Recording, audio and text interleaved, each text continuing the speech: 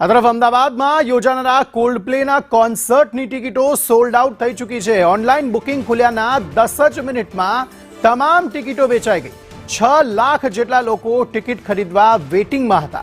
25 જાન્યુઆરીએ નરેન્દ્ર મોદી સ્ટેડિયમમાં આ કોન્સર્ટ યોજાવાનો છે।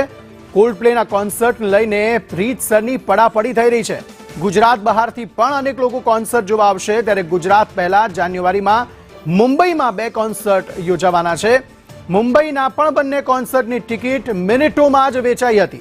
અમેરિકાનું મ્યુઝિક ગ્રુપ છે કોલ્ડપ્લે, જેનું અમદાવાદમાં જ્યારે કોન્સર્ટ યોજાવાનો છે તેની પહેલા ગણતરીની મિનિટોમાં જ આ બધી ટિકિટો વેચાઈ ગઈ છે। કોન્સર્ટના 2 મહિના પહેલા જ આ આખું જે સ્ટેડિયમ છે તે હાઉસફુલ થઈ ગયું છે, એટલે કે તમામ ટિકિટો વેચાઈ ગઈ છે। 25 જાન્યુઆરીએ આ કોન્સર્ટ થવાનો છે, જો કે 10 જ મિનિટમાં આ કોલ્ડપ્લેની જે ટિકિટો છે તે સોલ્ડ આઉટ થઈ ગઈ છે।